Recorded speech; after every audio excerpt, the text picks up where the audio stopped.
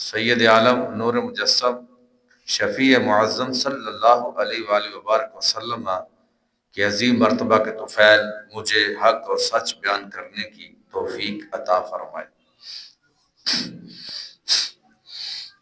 اس کائنات میں جو کچھ بھی تقسیم ہو رہا ہے، اس دنیا میں جو بھی رزق بانٹا جاتا ہے، یہ تمام تر اللہ تعالیٰ کی عطا کردہ اور نبی کریم صلی اللہ علیہ وآلہ وبارک وسلم کی تقسیم کرتا ہے۔ اس واسطے نبی اکرم شفیع معظم صلی اللہ علیہ وسلم کا یہ فرمان مبارک صحیح بخاری شریف کے اندر موجود ہے۔ اللہ کے پاک نبی صلی اللہ علیہ وآلہ وسلم نے ارشاد فرمایا ہے، انما انا قاسم واللہ یعطی، کہ بے شک میں تقسیم کرنے والا ہوں اور میرا رب مجھے عطا فرمانے والا ہے۔ یہ صحیح بخاری شریف کے اندر یہ جو حدیث شریف ہے، یہ الفاظ بتاتے ہیں کہ ان کے اندر کسی قسم کی کوئی قید نہیں، کوئی حد نہیں ہے کہ صرف ایک چیز تقسیم کرنی ہے تو دوسری نہیں کر سکتے، یا دوسری کرنی ہے تو تیسری نہیں کر سکتے۔ اس میں مخصوص چیز کا کوئی تذکرہ نہیں ہے، بلکہ اس کے اندر عموم ہے کہ یعنی آپ سادے لفظوں میں یوں سمجھے کہ خالق کائنات علی الاطلاق سب کچھ عطا فرمانے والا ہے۔ میرے نبی صلی اللہ علیہ وآلہ وسلم کائنات میں سب کچھ تقسیم فرمانے والے ہیں۔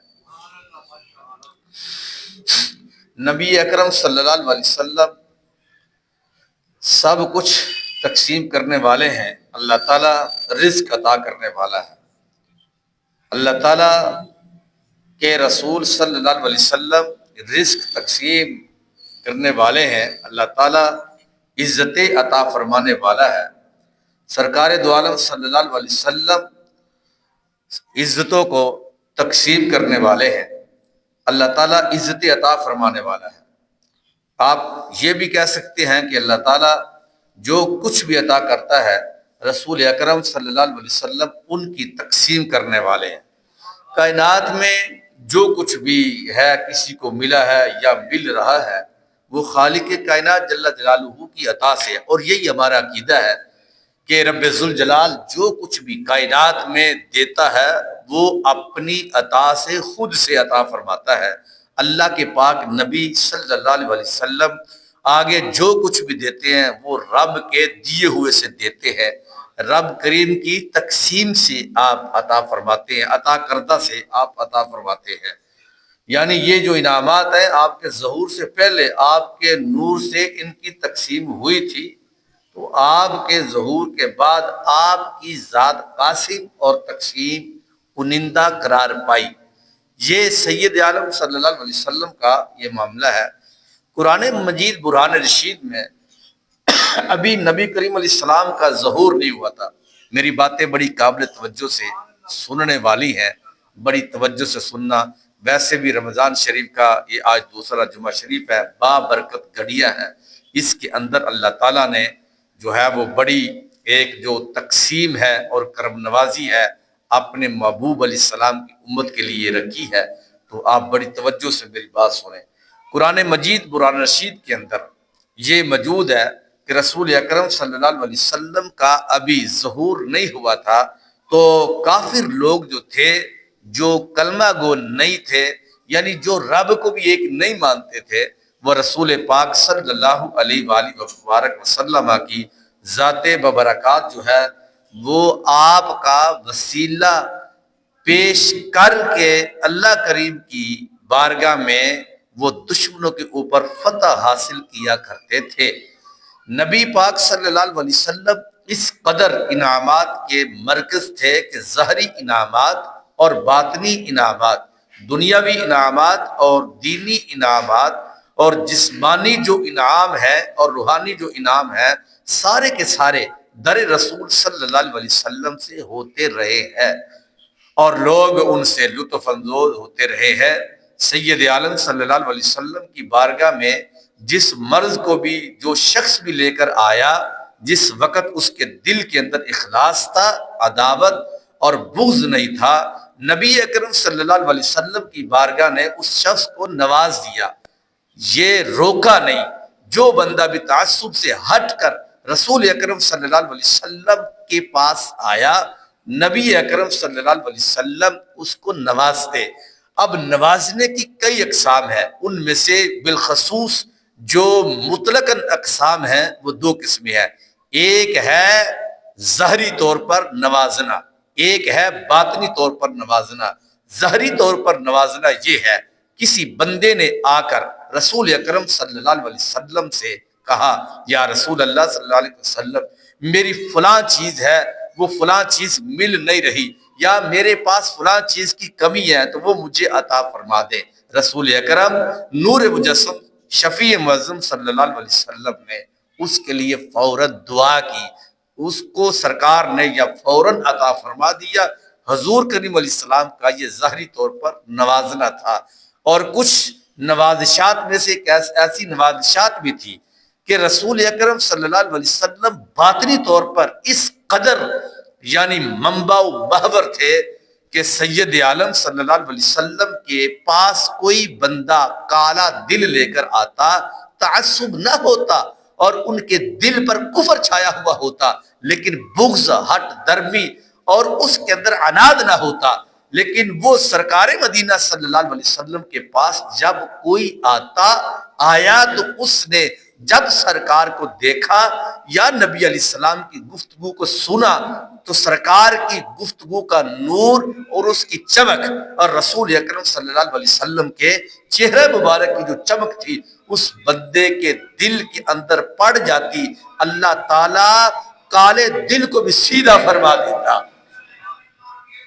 کالے دل کو بھی رب ذوالجلال کی ذات ببرکات سیدھا جو ہے وہ فرما دیتا۔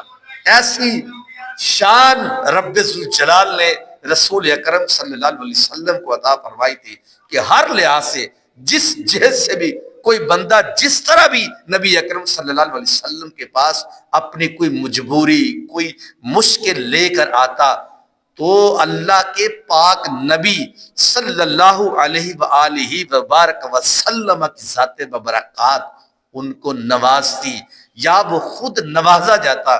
یار یہ تو رب ذوالجلال کے نبی صلی اللہ علیہ وسلم کی شان ہے، اللہ کے پاک نبی کے جو صحابہ ہے، پھر ان صحابہ کے جو صحابہ ہے، بلکہ جو اولیاء کرام ہے، جو مومن کامل ہے، فرمایا ان کے پاس اگر کوئی بندہ بیٹھ جاتا ہے میرا رب ان کی چمک سے بھی کالے دلوں کو نور علی نور فرما دیتا ہے۔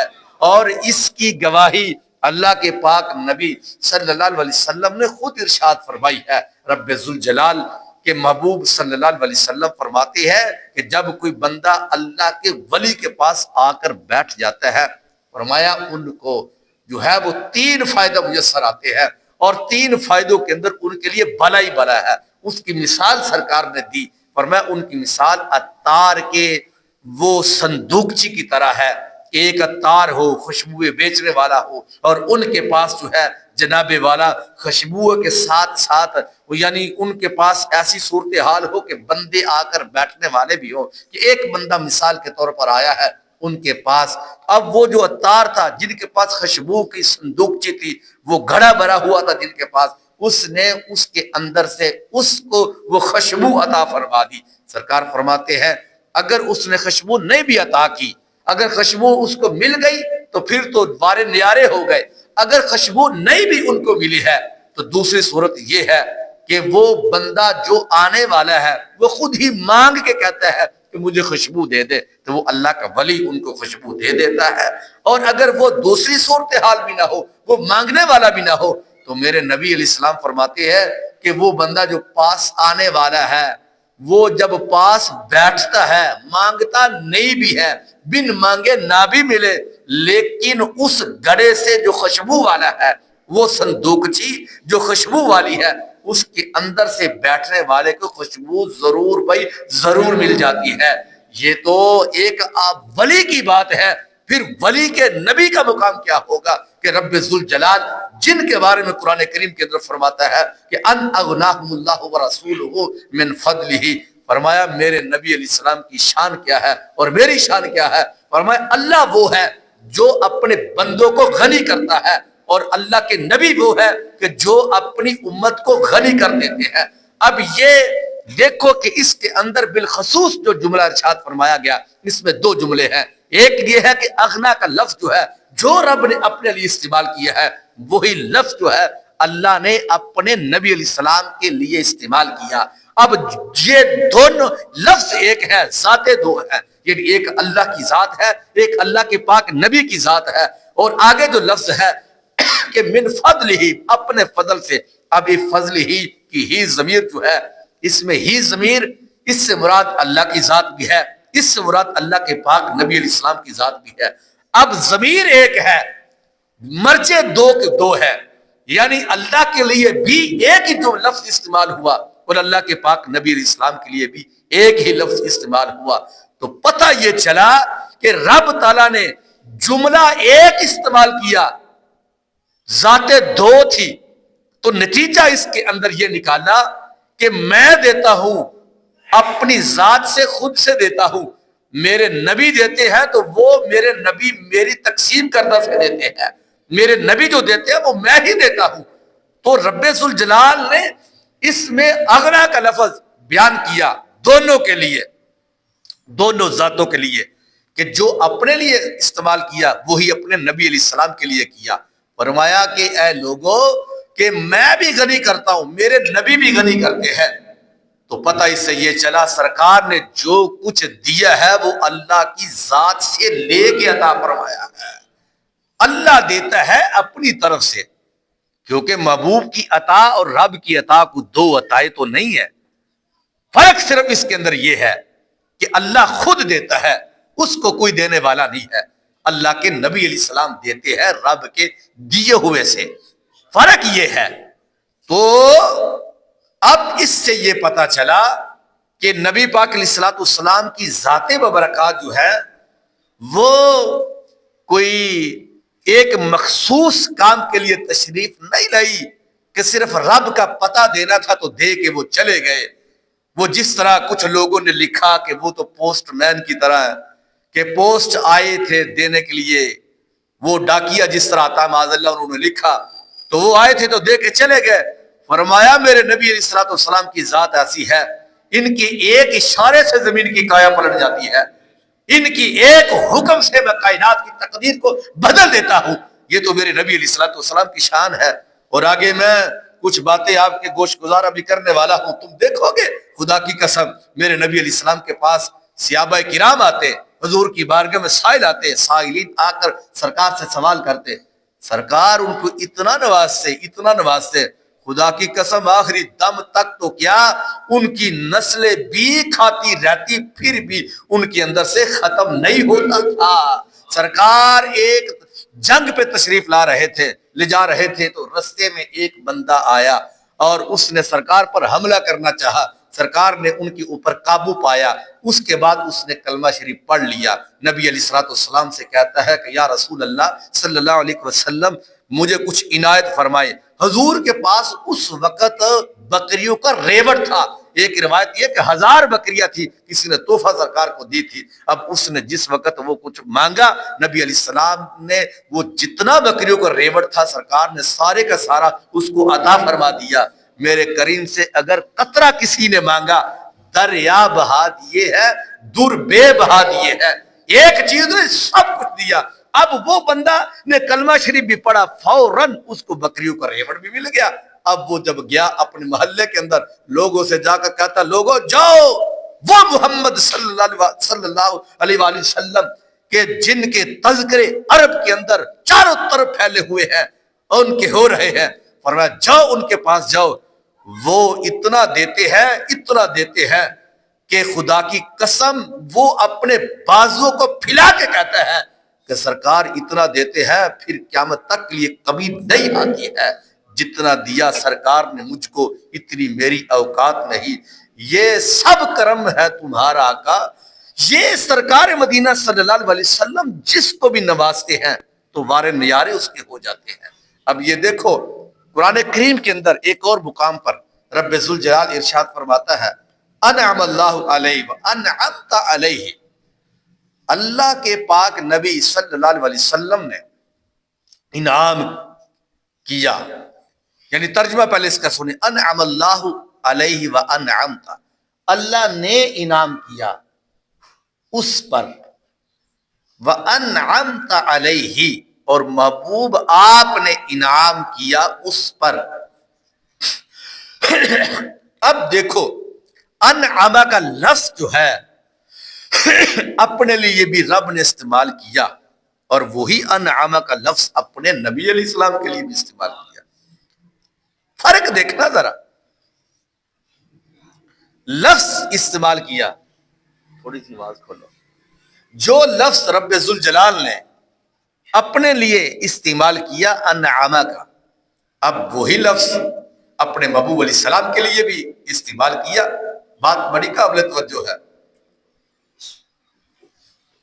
یعنی سرکار کو کس درجے کی نوازشات کی اور اللہ نے ان کو نوازا، کس درجے کا۔ انعم پہلے اغنا کا لفظ اپنے لیے استعمال کیا، اب وہی لفظ اپنے محبوب علیہ السلام کے لیے بھی استعمال کیا۔ فرمایا میں اللہ ہوں، میں نوازتا ہوں، اور میرے نبی صلی اللہ علیہ وسلم بھی اس بندے کو نوازتے ہیں۔ شرک تو نہیں ہوا، کوئی شرک ہوا؟ شرک نہیں ہوا، اور ہو بھی نہیں سکتا۔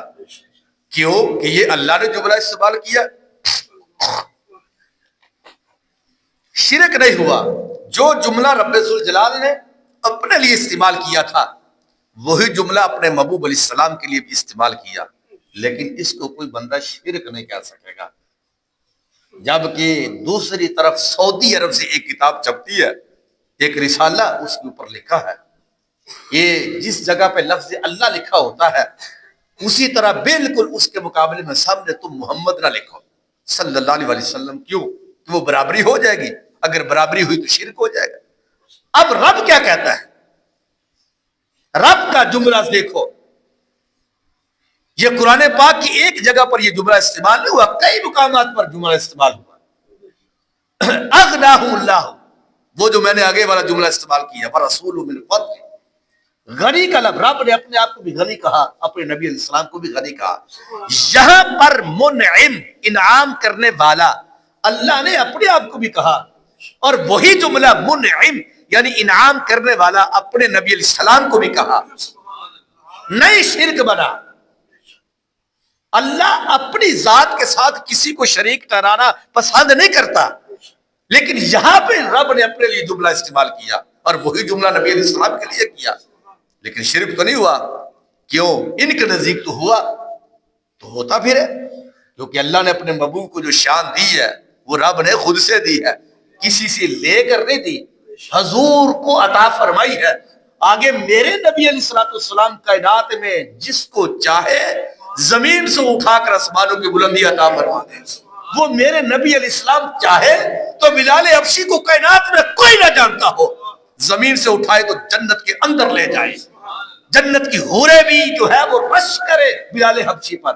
حضرت ابو ذر غفاری کی ذات دیکھو کہ جب یعنی کوئی ان کو پوچھتا نہ تھا تو رسول پاک صلی اللہ علیہ وسلم وہ محبوب اٹھا کر زمین پر عرش بری پر ان کو عزت عطا فرما دے۔ وہ سرکار کی ذات مبارکات ہے کہ وہ جو چاہے وہ کرے۔ مجھے وہ بڑی طریقے سے وہ بات یاد ہے، نبی علیہ السلام ایک دن تشریف فرما تھے، حضرت ابو ذر غفاری بھی موجود تھے، ایک کافر آ گیا، تو وہ کافر آ کر کہتا ہے کہ محبوب علیہ السلام آپ کہتے ہو کہ سائیں توکل شاہ صاحب امالوی نے یہ اس بات کو لکھا رحمہ اللہ تعالی علیہ، آپ یہ کہتے ہو کہ قیامت قائم ہونی ہے۔ وہ اس نے ایک استفہام انکاری کا جملہ استعمال کیا کہ کیا قیامت قائم ہونی ہے، آپ کہتے ہو، یعنی وہ انکار کر رہا تھا کہ قیامت قائم نہیں ہونی۔ حضرت ابو ذر غفاری نبی علیہ السلام کے صحابی پاس کھڑے تھے، تو وہ بول کر کہتے ہیں محبوب اگر آپ اجازت دیں تو میں ان کو جو صدیوں بعد قیامت آنے والی ہیں ابھی نہ پورا منظر قیامت کا اپنے ہاتھ کے اندر دکھا ڈالوں، ابھی نہ دکھاؤ ان کو میں قیامت کا منظر جو صدیوں کے بعد ہونے والا ہے۔ یہ غلاموں کی شان ہے، تو پھر سرکار کا عالم کیا ہوگا؟ یہ شان ہے خدمت گاروں کی، سرکار کا عالم کیا ہوگا؟ یہ رسول پاک صلی اللہ علیہ وسلم کے غلاموں کی شان ہے. باقی تو سرکار کی وہ باتیں تو موجود ہیں بڑی زیادہ کہ رسول پاک صلی اللہ علیہ وسلم تشریف فرما تھے مسجد نبی شریف کے اندر. ابن حبان کی حدیث ہے, آقا کریم صلی اللہ علیہ وسلم مسکرا دیے تو صحابہ بھی پاس بیٹھے تھے, کوئی بات بھی نہیں ہوئی, لیکن سرکار مسکرا دیے. صحابہ نے کہا محبوب علیہ السلام آج مسکرا رہے ہیں. آقا علیہ السلام نے فرمایا اتدرون بما اضحک, کہ صحابہ تم جانتے ہو کہ میں کیوں مسکرایا ہوں؟ سرکار نے خود ہی پوچھا تو صحابہ کہتے ہیں اللہ اعلم ورسول. جملہ دیکھو محبوب یہ بات تو یا رب جانتا یا رب کے نبی علیہ السلام جانتا, ہم کون ہوتے ہیں, ہمیں تو جو کچھ بھی ملتا ہے آپ کے در پاک سے ملتا ہے. محبوب آپ بتائیں. سرکار نے فرمایا جو صدیوں بعد قیامت آنے والی ہے اس کا منظر میری آنکھوں کے سامنے ہے, ان کو دیکھ رہا ہوں, اور اس جگہ پر ایک بندہ رب سے مکالمہ کر رہا ہے.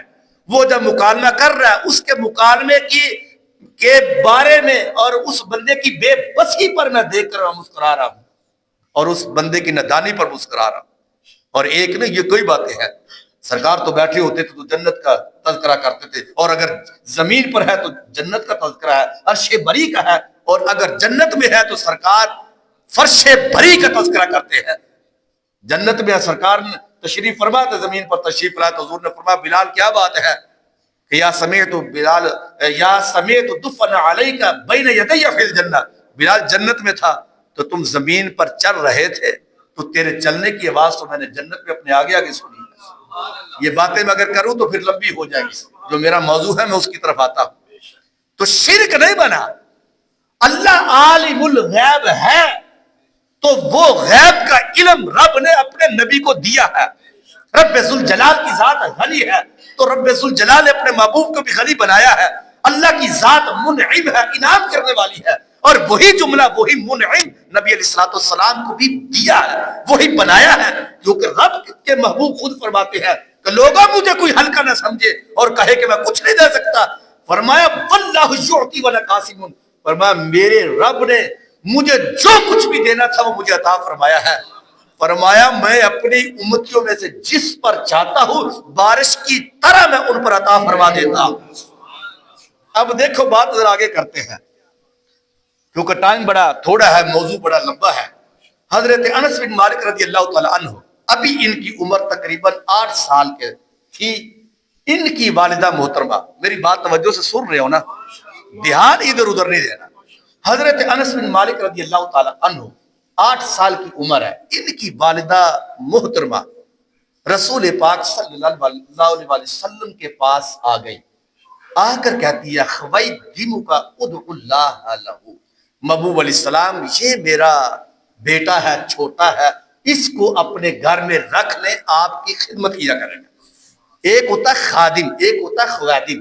خویدم کہتے ہیں چھوٹے بچے کو, یہ تصغیر ہے. خادم بڑے کو کہتے ہیں, خویدم چھوٹے بچے کو کہتے ہیں. تو کہا یہ آپ کی خدمت کیا کرے گا, لیکن بات یہ ہے کہ آپ اس کے لیے دعا بھی ساتھ فرما دیں.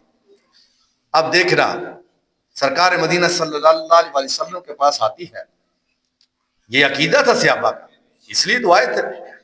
بغیر کوئی بندہ یقین کے تو کوئی آ نہیں سکتا. بخاری شریف کی حدیث ہے نا, حضور علیہ السلام ممبر شریف پر تشریف فرما تھے, بوڑھیا مائی اس طرح آگئی, مجمع لگا ہوا ہے, بھرا پڑا ہے پورا حال, چادر اس نے اپنے ہاتھوں سے بنی ہوئی ہے, حضور کی بارگاہ میں پیش کر ڈالی. کہا یا رسول اللہ اس چادر کو قبول فرما لے. حضور نے چادر کو لیا تو فوراً اپنے اوپر لے. صحابہ بھی دیکھ رہے تھے. ایک صحابی کھڑے ہو گئے, جب وہ کھڑے ہوئے تو رسول پاک صلی اللہ علیہ وسلم نے فرمایا, وہ کہتا یا رسول اللہ یہ چادر مجھے عطا فرما دے. حضور نے فوراً وہ چادر اتاری تو حضور نے ان کو عطا فرما دی. جب حضور نے عطا فرمائی تو وہ اب جو صحابی ہیں, محفل ختم ہوئی تو لوگوں نے اس کو پکڑ لیا. کہتے ہیں تم نے سرکار سے چادر کیوں مانگی؟ کہا کیوں نہ مانگتا, کیا سرکار سے مانگنا جائز نہیں ہے؟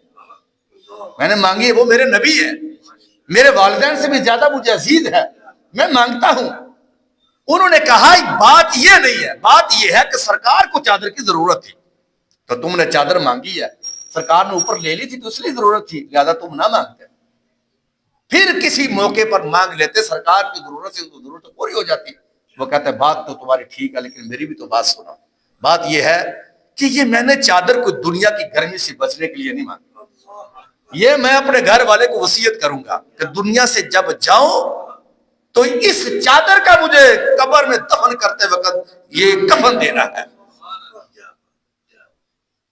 یہ صحابہ کا عقیدہ. حدیث شریف صحیح بخاری کی ہے. عقیدہ صحابہ کا ہے, بخاری شریف کی حدیث ہے.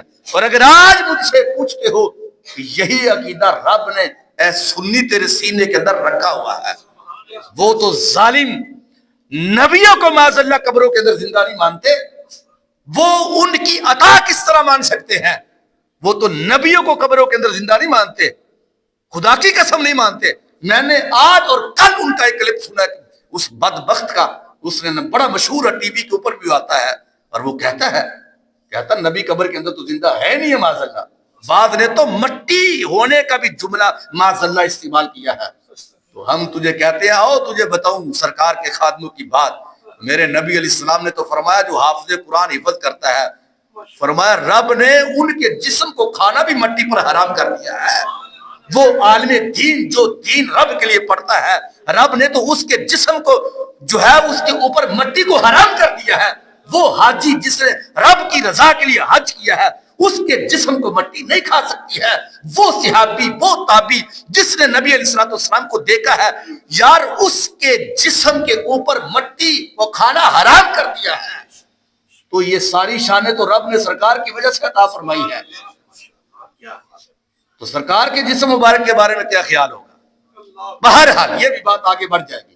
حضرت انس رضی اللہ تعالی عنہ کی والدہ نے کہا کہ آپ دعا کیجیے. حضور نے فوراً اپنے ہاتھ اٹھائے, رب سے کہا اللہم اکثر مالہ و ولدہ. حضور نے 4 دعائیں کی.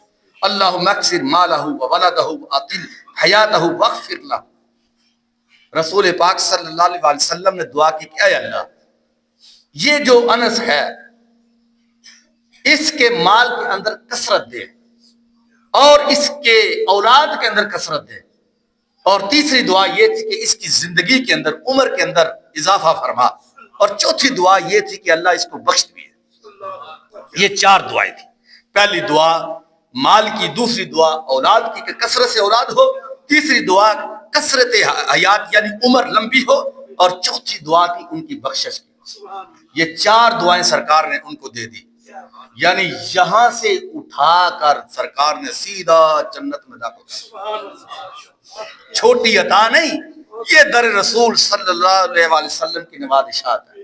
وہ جو جملہ اللہ حضرت کا میں نے بولا کہ میرے کریم سے گر قطرہ کسی نے مانگا, کسی نے 1 قطرہ مانگا تھا, دریا بہا دیے ہیں, در بے بہا دیے. کہاں وہ حاتم تائی اور کہاں رسول پاک صلی اللہ علیہ وسلم کی نوازشات. حضور نے اٹھایا, اٹھا کر سیدھا. اور پھر صحابہ بڑے چونکہ اس کائنات کے نبیوں کے بعد سمجھ رکھنے والے وہ عظیم لوگ تھے, انہوں نے مسئلہ صرف یہاں تک رہنے نہیں دیا. کسی نے حضرت انس بن مالک سے پوچھ لیا کہ یار تجھے تو نبی علیہ السلام نے 4 دعائیں دی تھی, تو بتا کیا ان دعاؤں کا تم نے کوئی اثر بھی دیکھا ہے؟ یہ تو بتائیں. انہوں نے کہا اثر کی بات کرتے ہو؟ یہ اس وقت حضرت انس بڑھاپے کے اندر تھے, بڑی عمر ہو چکی تھی. کہا یہ تو بتائے کوئی اثر بھی دیکھا؟ کہتا تم اثر کی بات کرتے ہو, پوچھو مجھ سے. ایک دعا کا اثر گنوایا. کہا رہی بات کہ سرکار نے جو پہلی دعا مانگی تھی کہ انس کے مال کے اندر برکت دے, کہا خدا کی قسم مدینہ شریف کے اندر جتنے باغ تھے ہر باغ کے اندر, وہ انگوروں کا باغ ہو, وہ کسی پھل کا ہو, کھجوروں کا ہو, وہ کوئی بھی ہو, کہا سال کے اندر 1 مرتبہ پھل لگتا تھا. فرمایا میرے باغ کا, میرے انگوروں کا باغ, کھجوروں کا باغ جو بھی تھا, اللہ تعالیٰ 2 مرتبہ پھل لگاتا تھا. سال کے اندر 2 مرتبہ پھل لگتا تھا. رہی بات اولاد کی, یہ تو حد کر دی حضرت انس بن مالک رضی اللہ تعالیٰ عنہ نے. کہنے لگے کہ اولاد کی بات کرتے ہو کہ میری اولاد کی کثرت کتنی ہے؟ کہتا ہے خدا کی قسم لقد دفنت من صلب 100 الا 2. کہا میں نے اپنی زندگی کے اندر 98 بچے لڑکے اپنے ہاتھوں سے قبر کے اندر دفن کیے ہوئے ہیں, تو باقی زندہ کتنے ہوں گے؟ 98 بچے اپنے ہاتھوں سے دفن کیے حضرت انس بن مالک نے رضی اللہ تعالی عنہ نے. اور رہی بات کہ زندگی کی تیسری دعا تھی کہ زندگی لمبی ہو. حضرت انس رضی اللہ تعالی عنہ کہتے ہیں لقد بقیت حتی سئمت الحیات، کہتے اللہ کی قسم اتنی لمبی عمر ہو گئی، عمر گزار گزار کے تھک گیا، اب دنیا میں میں دعا کرتا ہوں کہ اللہ مجھے موت دے دے، اتنی لمبی عمر میری ہو گئی. یار تم ذرا سوچو تو صحیح کہ جس دادے نے پردادے نے 98 لڑکے اپنے ہاتھوں سے دفن کیے ہوئے ہوں، 98 لڑکے اپنے ہاتھوں سے دفن کیے ہوئے ہوں، اس کی عمر کتنی ہو. اب دیکھو بات یہاں تک رکی نہیں. اس کے بعد یہ بات آپ نہ کسی کمرے میں بیٹھے ہوئے تھے تو بیان کر رہے تھے، بڑھاپا ہے جناب والا. تو حضرت انس رضی اللہ تعالیٰ عنہ کہتے ہیں کہ رہی بات چوتھی، کہتے وَأَنَا أَرْجُو الرَّابِعَةَ أَيْ الْمَغْفِرَةَ، وہ تھی بخشش کی دعا.